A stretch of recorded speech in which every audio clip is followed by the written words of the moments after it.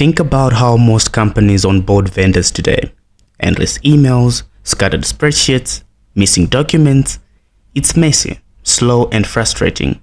But what if we could give our vendors a professional portal where they can register themselves, upload compliance documents, and track their onboarding statuses, all powered by Dataverse and fully integrated with your workflows? That's exactly what we're building in this tutorial, a vendor onboarding portal using Power Pages and Dataverse. I've already set up the Dataverse table and the model-driven app, as you can see on the screen here, and this is the information that we're going to capture from the vendor.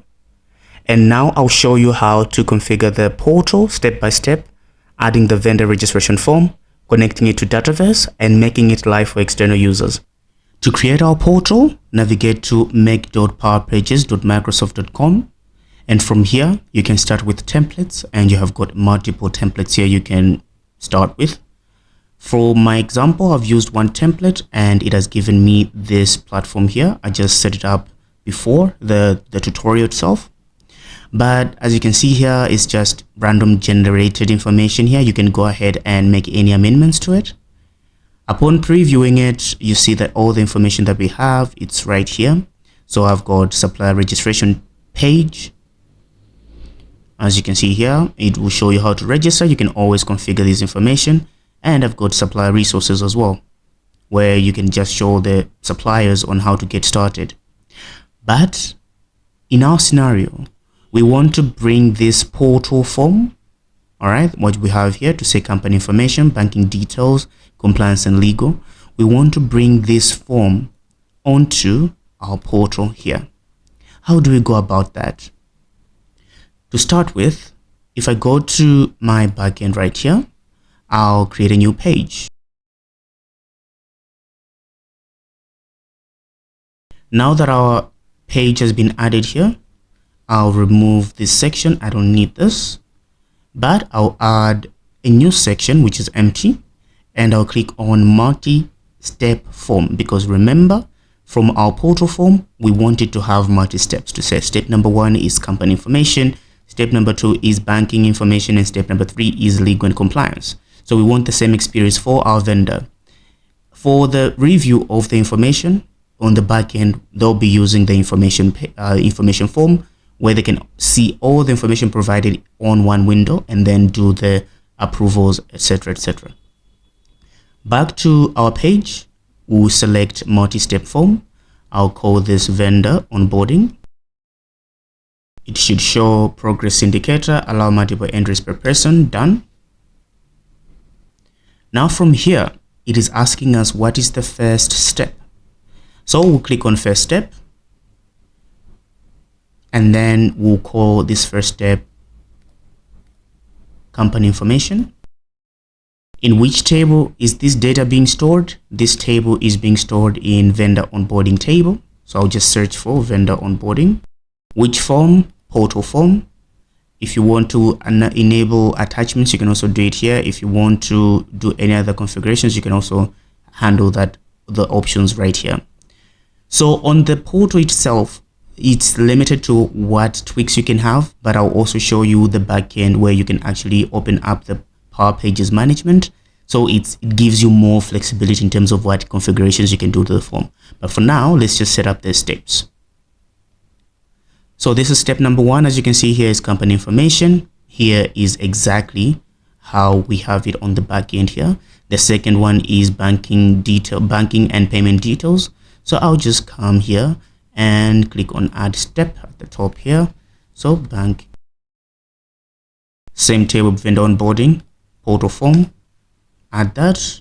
What is the third step? Compliance and legal. So add a step.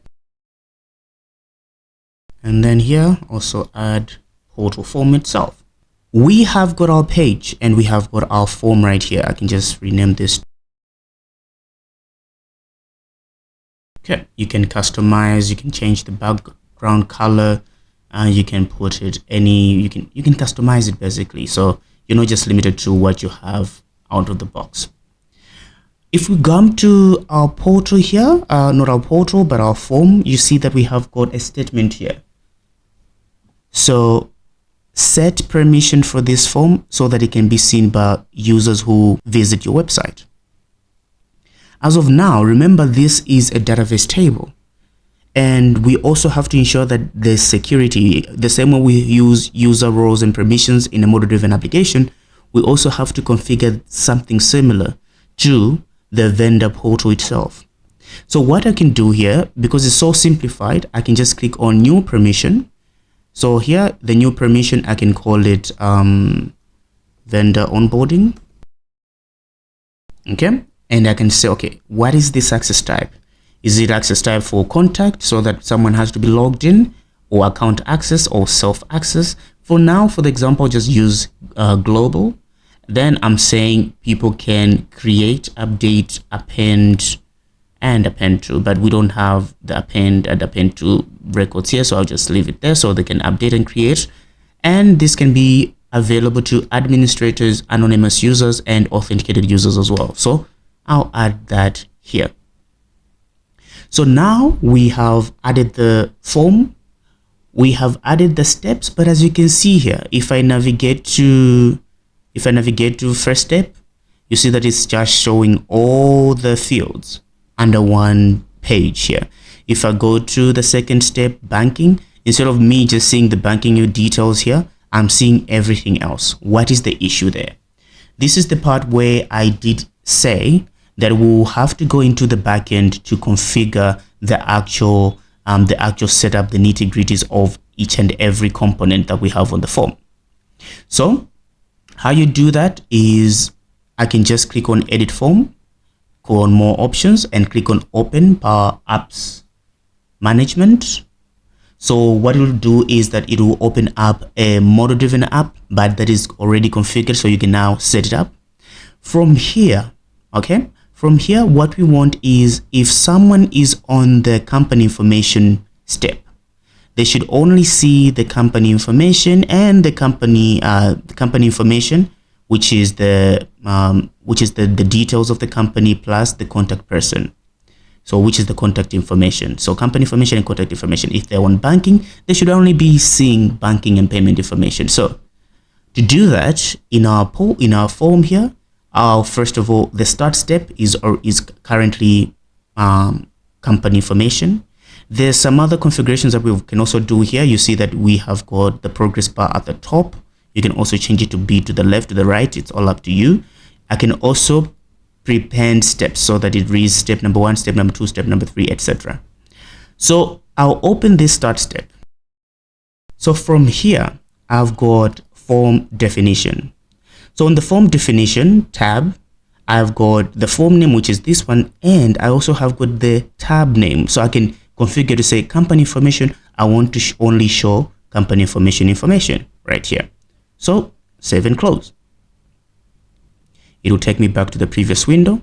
So from the start step is company information, then it's vendor, then the next step is banking and payment details. I'll click on banking and payment details as well. So as you can see here, it's loading form. I can say load tab, and then I'll go to the form definition. From here, I can also just say this is banking and payment information, and I'll click on save at the top here. Okay, seems like I'm missed. Okay, source type, we can use source type from the previous step. That is fine, or we can also just use from the current string. It's all up to you, but for this one, I'll just use ID of the vendor onboarding record. So from here, I'll save.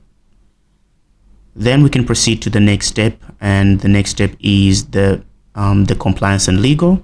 From here, and it's also I'll update it to load tab, then go to the definition. From here, I'll select legal and compliance.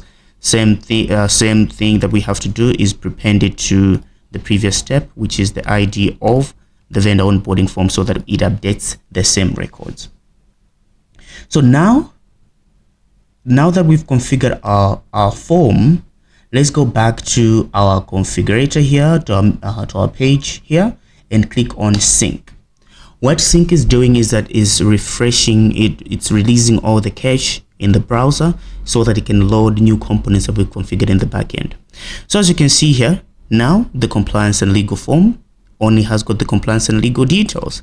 We also have got the number prepended to it. That is the same thing that we did. And for now, if I go to the banking details step, you see that I only have banking details here. If you want to hide these details, just say, okay, I already have it on the steps here, I don't need to show it here. You can also just select these components and then hide them as you see fit. So you can delete them. You can always make amendments to them. And if I'm to select the step number 1, I should only be seeing company information, as you can see here.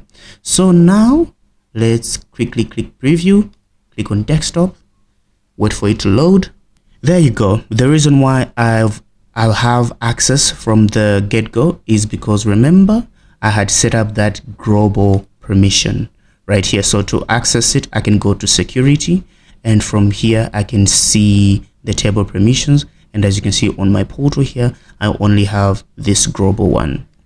You can also, this is for the portal that doesn't need people to be logged in.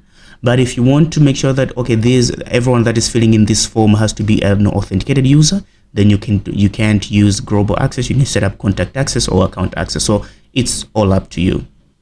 But for our scenario here, we have got our form ready and it's on the portal. Now, how can we submit the information so that we see it in the backend? Remember, for everyone that is accessing the model-driven application, they need to have license for Power-Apps.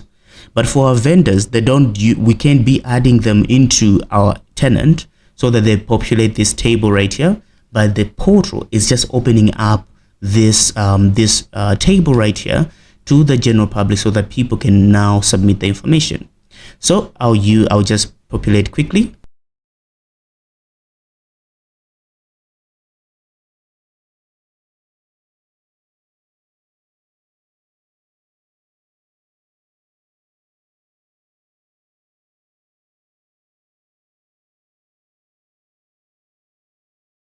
Now that I've successfully completed and submitted my form, if we go to the backend and click refresh, you see that my record is there.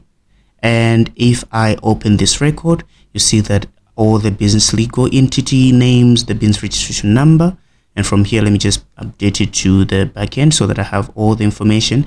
And as you can see here, I've got the legal information, I've got the contact information, I've got the bank details, all the attachments, the business license upload, tax registration, insurance category, etc., etc. I can also view the information from here, and I see that the user has also consented.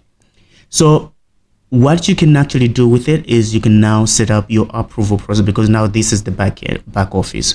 So you can set it up to say whenever someone from the portal accepts the terms and the conditions, confirms here by checking, what you can do is you can let maybe the onboarding officer send him an email using Power Automate to say there's a new submission that is there, so you can go through the vetting process. So do let me know if you'd like a video on setting up the onboarding process to say, okay, the information has been submitted, so how do we go about with the backend process? But basically what I was just trying to demonstrate and bring forward to everyone is how you can open up a Dynamics or a Dataverse record or a Dataverse table to the general public so that people can now submit their data, and you can also see the information in real time in the backend.